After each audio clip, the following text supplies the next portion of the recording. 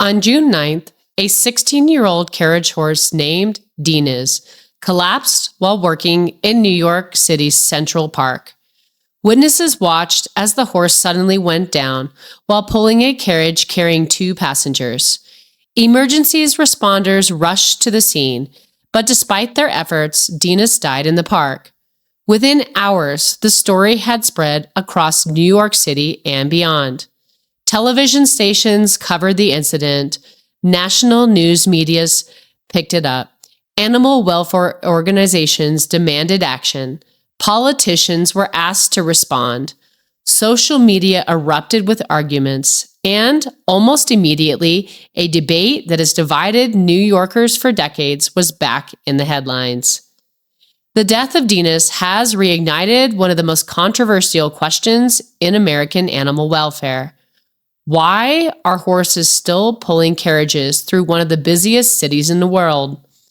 For supporters of the carriage horse industry, the answer is simple. They see the horses as part of a historic New York tradition. They see them as working animals that receive veterinary care, daily oversight, and legal protections. They see an industry that provides jobs and preserves a piece of the city's identity. But for critics, Deniz's death is a reminder of a question they have been asking for years.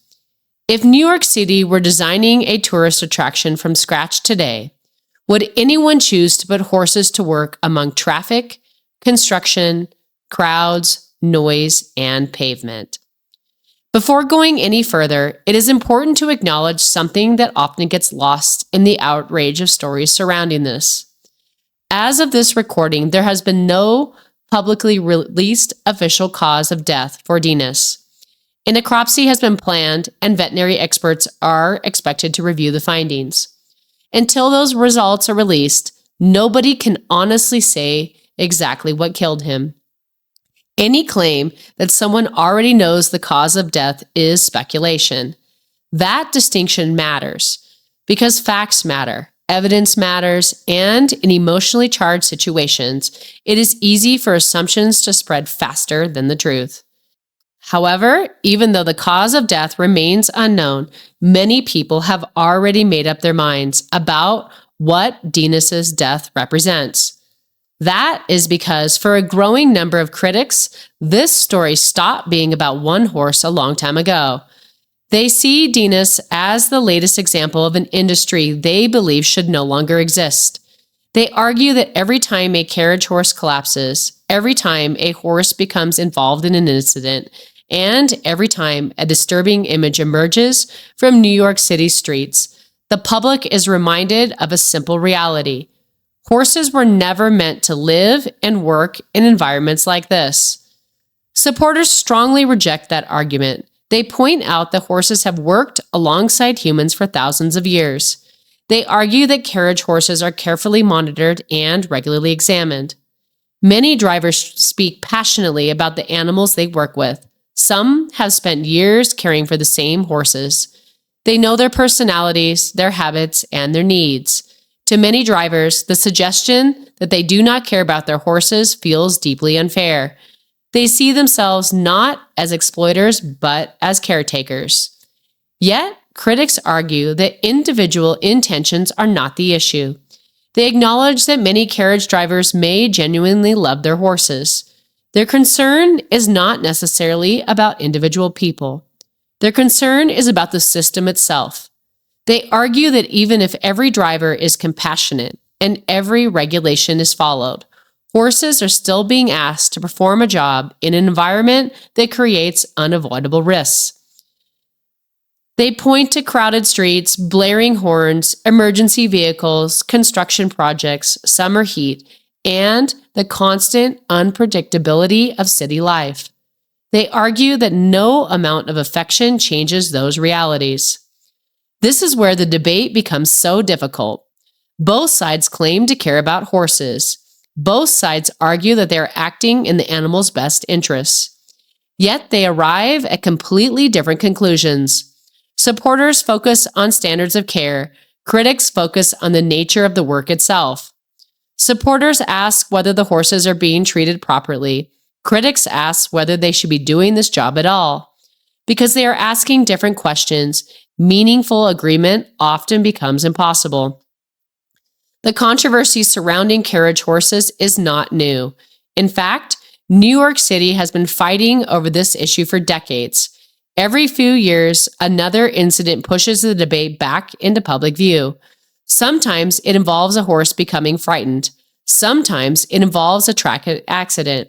Sometimes it involves allegations about working conditions.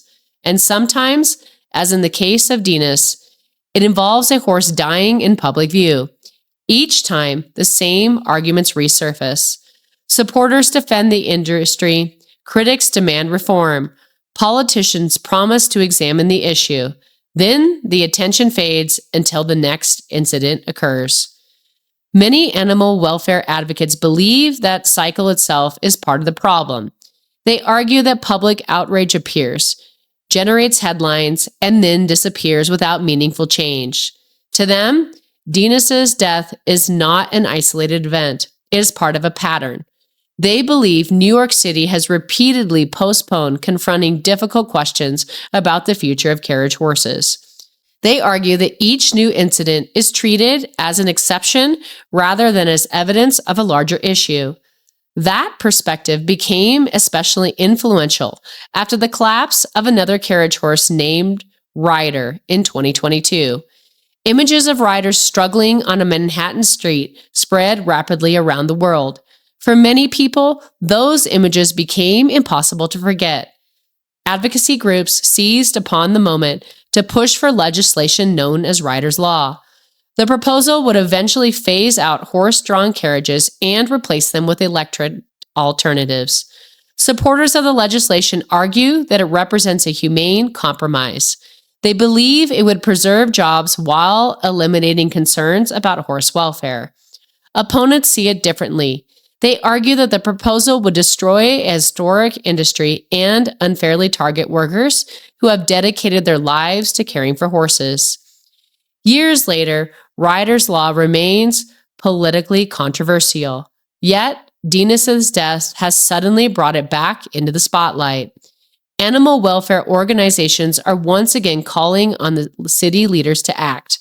They argue that another highly publicized horse death demonstrates why reform cannot continue to be delayed. Some advocates have gone even further, arguing that New York City has spent years debating solutions while horses continue to bear the consequences of inaction. Perhaps the most uncomfortable reality for the carriage horse industry is that the necropsy findings may not significantly change the public debate. If investigators find evidence of an underlying health condition, critics will argue that the findings strengthen their case. In other words, the argument has moved beyond the specific cause of death. Increasingly, the debate centers on whether the industry itself should continue to exist. That shift is important because it changes the nature of the conversation. Discussions about regulation can often lead to compromise. Discussions about existence are much harder to resolve. People who believe an activity should be abolished are rarely satisfied by additional rules. People who believe an activity should continue are unlikely to support measures they see as steps towards elimination. As a result, every incident becomes a battleground. Every headline becomes political. Every horse becomes a symbol. That is exactly what appears to be happening with Deniz. His death has become about far more than a veterinary investigation. It has become a symbol of a larger cultural conflict over how society views working animals in the modern world. Across many areas of animal use, public attitudes are changing. Practices that were once widely accepted are increasingly being questioned. People are asking whether tradition alone has enough to justify continuing a practice. They are asking whether historical precedents should outweigh evolving standards of welfare. They are asking whether society's relationship with animals needs to change. Those questions extend far beyond New York City's carriage horses. Similar debates are occurring throughout the equestrian world. Questions about welfare, ethics, and public perception are shaping discussions in racing, dressage, show jumping, rodeo, and many other disciplines. The carriage horse controversy is part of that larger movement. It reflects a growing willingness to scrutinize traditions that previous generations often accepted without question. For now, however, many of the most important questions remain unanswered. The veterinary findings have not yet been released. The investigation is ongoing. Responsible observers should wait for evidence before drawing conclusions about exactly how Deniz died. But while science may eventually explain the cause of death, science cannot determine what that death means. That question will be answered by the public, policymakers, advocates, industry representatives, and voters. What is already clear is that Deniz's death has reignited a debate that many people hoped was settled and many others believed was never resolved. It has intensified pressure on city leaders. It has renewed calls for Ryder's law. It has increased scrutiny of the carriage horse industry. And it has forced New Yorkers to confront a difficult question once again. How many more headlines like this will it take before the city finally decides whether carriage horses belong in its future? That question is at the heart of this controversy. It is the question animal welfare advocates have been asking for years. It is the question industry supporters continue to resist. And regardless of what the necropsy ultimately reveals, it is the question that will continue to shape this debate long after the headlines surrounding Deniz have failed. Thank you so much for joining us. And remember, I am not AI. I am a horse lover just like you.